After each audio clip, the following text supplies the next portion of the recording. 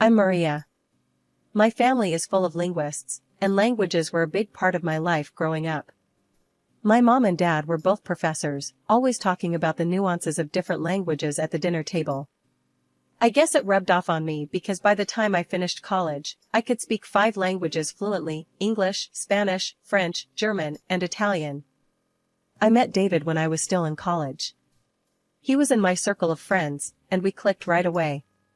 David is tall, with dark hair and a kind smile that always made me feel at ease. He came from a wealthy family, which always seemed to be a point of stress for him. His parents, Mr. and Mrs. Anderson, were very clear about wanting him to join the family business as a financier, but David had other plans. David and I used to hang out a lot, sharing our dreams and frustrations. He would often vent about his parents' pressure. "Maria, I just can't see myself crunching numbers all day," he'd say, running a hand through his hair in frustration. "I want to work with animals, help them. That's what makes me happy." David secretly started volunteering at a local vet clinic, learning everything he could about animal care. He was so passionate about it, and I admired that about him. He was determined to make his dream come true, even if it meant going against his parents' wishes. "Maria, you should have seen this little puppy today. It was so scared, but once I calmed it down, it was all wagging tails and happy barks," he'd say, his face lighting up with joy. "That's amazing, David. You're doing something really special," I'd respond, genuinely happy for him. We were just friends, but I always felt a deep connection with David. We understood each other in a way that was rare. I loved languages, and he loved animals, but we both shared a passion for following our dreams. As graduation approached, David's parents intensified their pressure, and he became more conflicted. But through it all, we supported each other. We'd often meet up to vent and encourage one another. "You've got this, David," I'd say, giving him a reassuring smile. "You're going to be an amazing vet someday. And you, Maria, are going to be the best translator out there," he'd reply with a grin.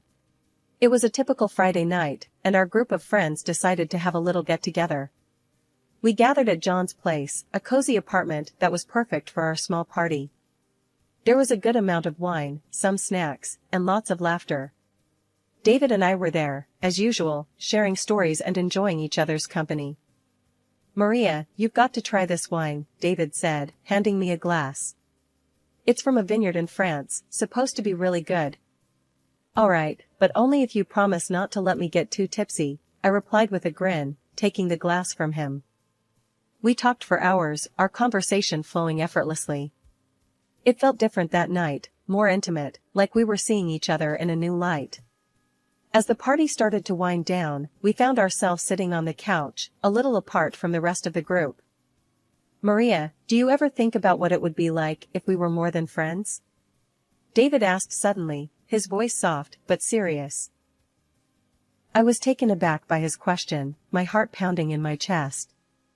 I've thought about it, David," I admitted, my voice barely above a whisper. Before I knew it, we were leaning in, and then our lips met in a gentle kiss.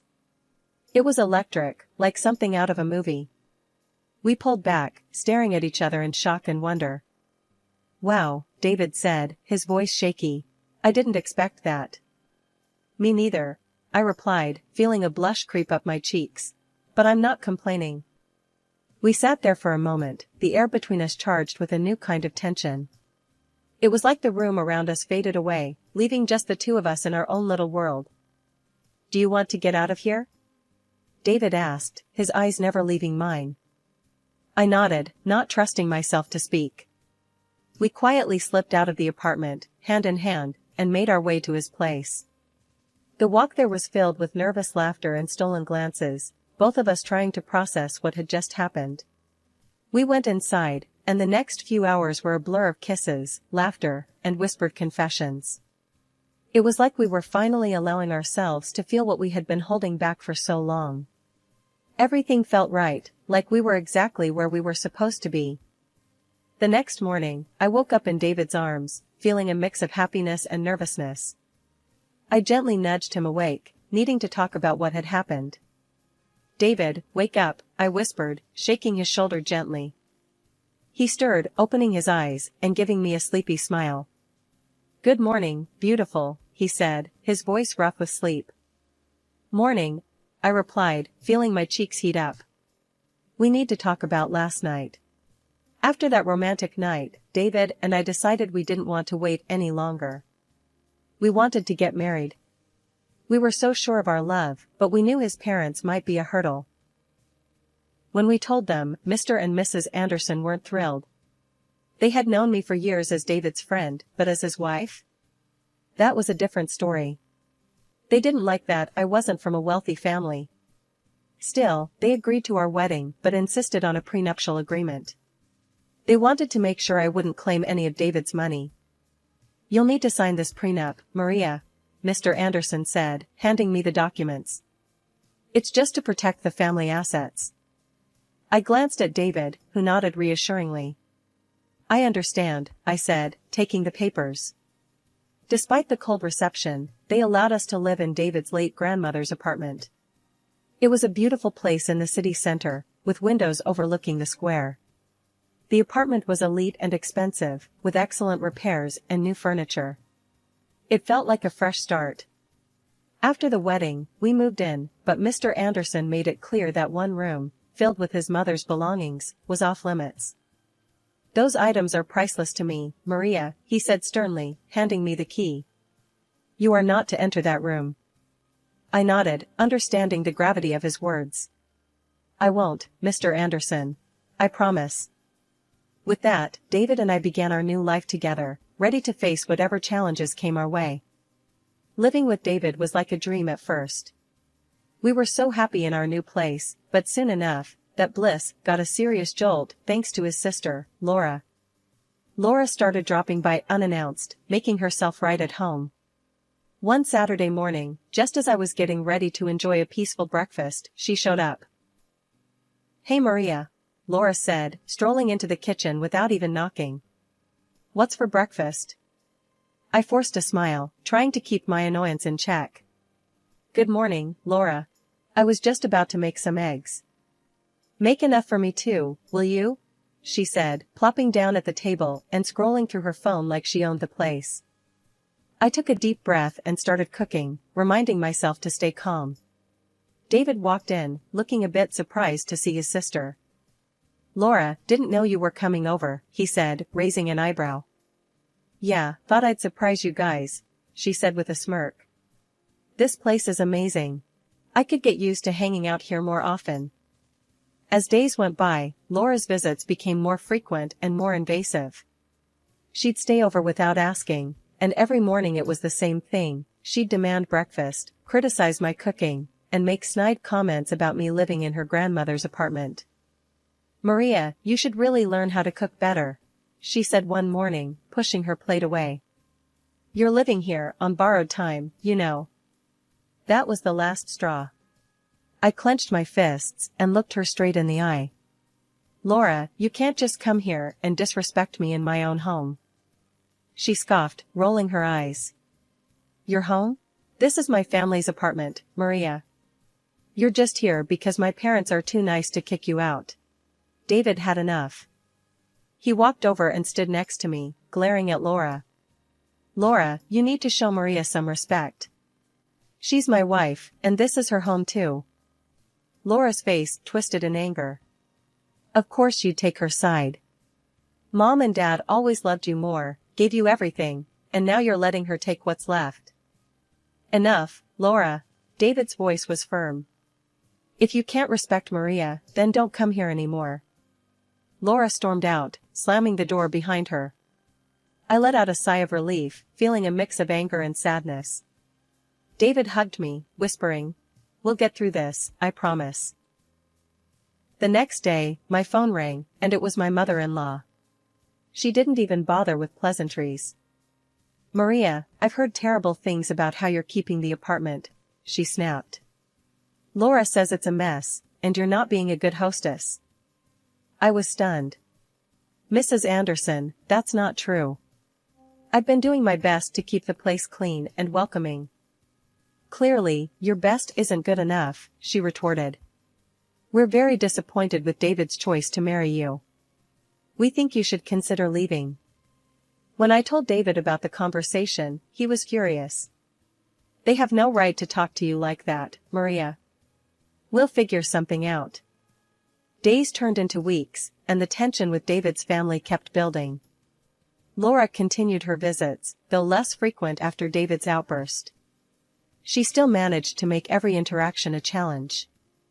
As the days passed, I focused on keeping our home a sanctuary, a place where David and I could escape from the outside world and his family's constant scrutiny.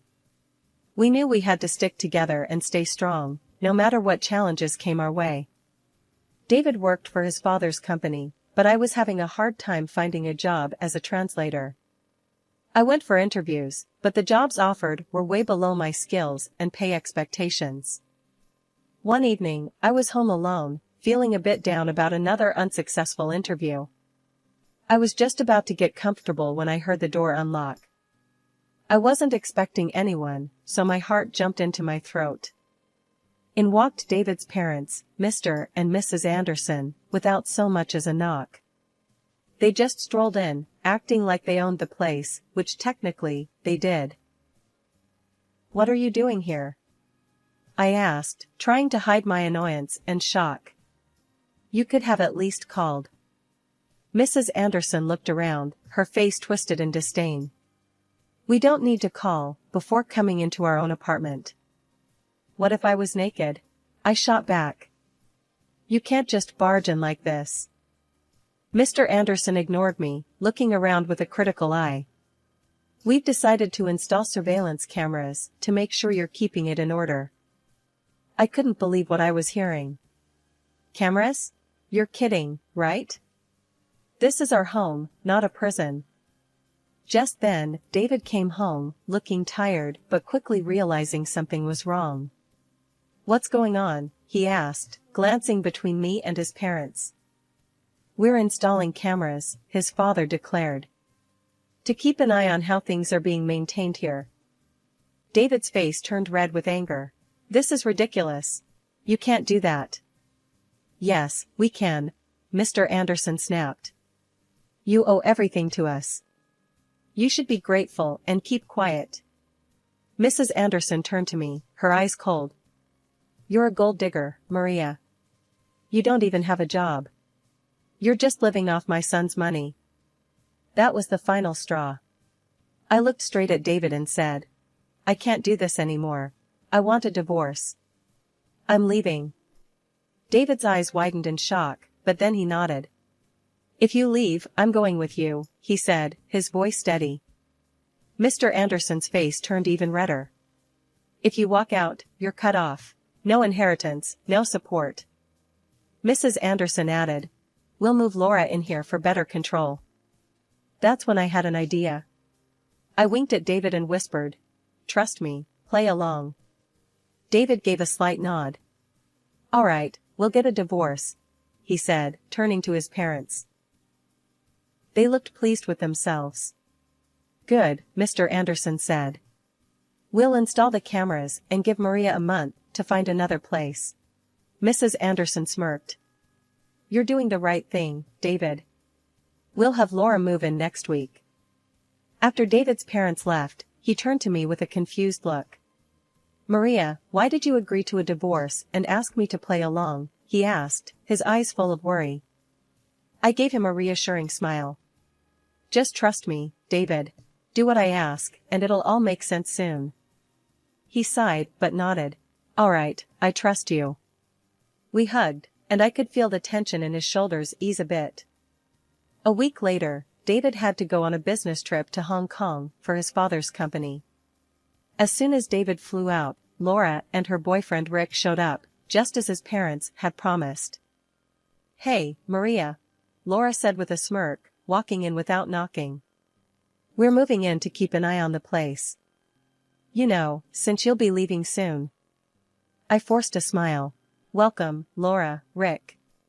Just one thing, don't go into the locked room or touch anything there, okay?"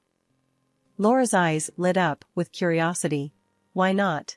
What's in there?" "Just family stuff," I said, trying to sound casual. She made a sly face and nodded. "Sure, we won't touch it." For the next week, I tried to get along with them, but it was tough. They treated the place like a party house, spending David's father's money and having a blast. Every night was the same: drinking, loud music, and their constant attempts to put me down. Laura spent a lot of time near the locked room, smoking and clearly itching to get inside. She tried to act casual, but I could see the curiosity eating at her. Every time she made a move toward the door, I was there, making sure she couldn't sneak in. A week later, I decided it was time to put my plan into action. I walked into the living room where Laura and Rick were lounging. "Hey, I'm going to visit a friend for a few days," I said, grabbing my coat. "I'll come back later for my things." Laura's eyes sparkled with glee. "Really? That's great. Have fun." I nodded, keeping my face neutral. "Thanks. Just remember, don't go into the locked room." Yeah, we got it," Laura said, practically shooing me out the door. I left the apartment and checked into a nearby hotel, finally able to breathe a sigh of relief.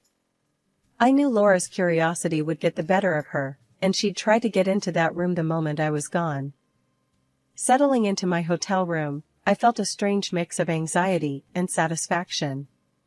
I knew the next few days would be critical, but I was ready for whatever came next. David trusted me, and I was determined to see this through, no matter what. The morning after I left the apartment, I got a video call from Laura. I answered it, not sure what to expect, but ready for anything. Laura's face popped up on the screen, looking way too pleased with herself. She was standing in the middle of the now empty locked room, grinning like a cat that caught the canary. "Hey Maria, guess what?" she said, her voice dripping with smugness. "I broke the lock and threw all your crap out." "Oh, and I changed the locks on the front door. Good luck getting back in now." I couldn't help it, I burst out laughing. Laura's smug expression faltered, confusion replacing her glee. "What's so damn funny?" she snapped. I wiped a tear from my eye, still chuckling. "Laura, you clueless fool. I took all my stuff with me. That room wasn't mine. It was packed with your dad's things. He specifically told me not to touch any of it." Her face turned ghostly white. "What? No, you're lying." "Nope," I said, smirking. "Those were your dad's precious belongings. He made it clear they were off limits." Laura's eyes widened in horror. She turned to Rick, who was lounging in the background. "Rick, you moron. We've got to get those things back from the trash, now." Rick jumped up, looking panicked. "What do you mean? We tossed everything last night. It's probably all gone by now." I watched the chaos unfold, feeling a deep sense of satisfaction. "Laura, maybe start thinking about what your dad will do when he finds out you trashed his stuff." Laura's face crumpled, and she began to cry, her shoulders shaking with sobs. "This can't be happening. We're so screwed." I couldn't hide my satisfaction as I watched her meltdown.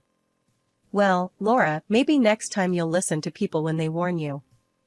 With that, I ended the video call, feeling a wave of relief and triumph. Finally, karma had caught up with Laura, and it was a sight to see. I leaned back in my hotel chair, savoring the moment.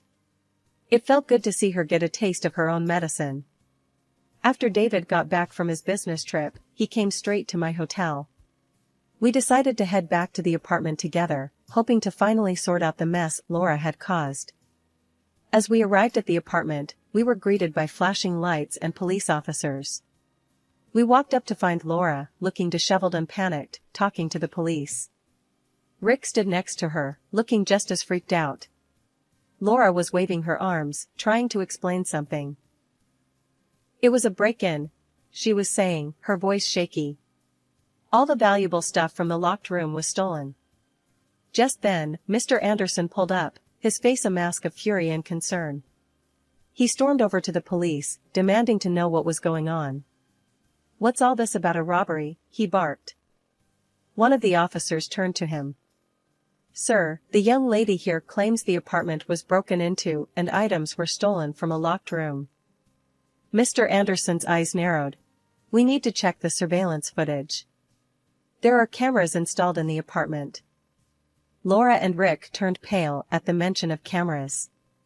They exchanged panicked glances, clearly realizing the trap they had walked into. The officer nodded. All right, let's take a look at that footage. We all went up to the apartment, and Mr. Anderson quickly accessed the camera system. As the footage played, it showed Laura and Rick breaking into the locked room and throwing out all the items. A heavy silence fell over the room as everyone watched the damning evidence. Laura's face was a picture of horror, and Rick looked like he was about to faint. Mr. Anderson's face turned a dangerous shade of red. Laura, what the hell have you done? He roared. Laura started to cry, her voice shaking. Dad, I'm sorry. I thought these were Maria's things. We didn't know what else to do. You lied to the police. You tried to stage a robbery to cover up your stupidity. Mr. Anderson exploded. I can't believe this. The police officer cleared his throat, looking stern. Ma'am, you've made a false report. That's a serious offense. Mr. Anderson shook his head, his voice trembling with rage. Because of your actions and this deceit, I renounce you, Laura. You're disinherited. You are no longer my daughter. Laura collapsed to the floor, sobbing uncontrollably. Dad, no. Please don't do this. The officer nodded to his partner, and they started filling out a report. We'll need to take you both in for questioning about this false report. Rick's face went white. David squeezed my hand, his face a mix of anger and relief. I can't believe she tried to pull this off. As the police escorted Laura and Rick out of the apartment, I felt a weight lift off my shoulders. It had been a long, hard road, but we had finally come out on the other side, stronger and more united than ever. David's father did exactly what he said he would. He cut Laura off completely. No more money, no future inheritance. Her boyfriend ditched her too, seeing as he was only in it for the cash. Now Laura stuck in a tiny, run-down apartment, scraping by on her own. It's a tough break, but she had it coming. Meanwhile, David and I decided it was best to cut ties with his controlling parents, at least for a while. David quit his father's company and finally opened his own veterinary clinic, something he's always dreamed of. I'm so proud of him. And as for me, I landed a great job as a translator for a big international company. We're both working hard, but it's worth it for the freedom we have now. We're still in a rented apartment, but it feels like home because it's ours. No more constant surveillance or judgmental eyes watching our every move. We're making plans for the future, like buying our own house and starting a family. It's exciting to think about what's ahead. One morning, over breakfast, David and I were talking about our plans. Maria, have you thought about where you'd like to buy a house? He asked, sipping his coffee. I nodded. Yeah, somewhere quiet, but not too far from the city. What about you? I'm thinking the same, he said, grinning. A place with a big yard for the dogs. I laughed. Of course, you'd want space for the dogs. That's fine by me. And what about kids? Are we still thinking a couple of years down the line? David looked thoughtful. Yeah, I think that's a good plan. Let's get settled first, make sure the clinic is running smoothly, and then we can start thinking about kids. I reached across the table and squeezed his hand. Sounds perfect. We've got time, and we're building a good life together. Later that day, we visited his new clinic. It was a cozy place, already bustling with clients and their pets. I watched David in his element, caring for animals and talking to their owners. He looked so happy and fulfilled. One weekend, we decided to visit some open houses, just to get a feel for what was out there. We found a few places we liked, and it was exciting to imagine our future home. Maria, can you picture it? David asked as we stood in the backyard of a charming house. Kids playing here, maybe a dog running around? I smiled, feeling a warm glow inside. Yeah, I can. It feels right, doesn't it? Absolutely, he said, putting an arm around me. We're building something real, something lasting. As we left the house, I felt a sense of contentment and anticipation. We were on the right path, and the future looked bright.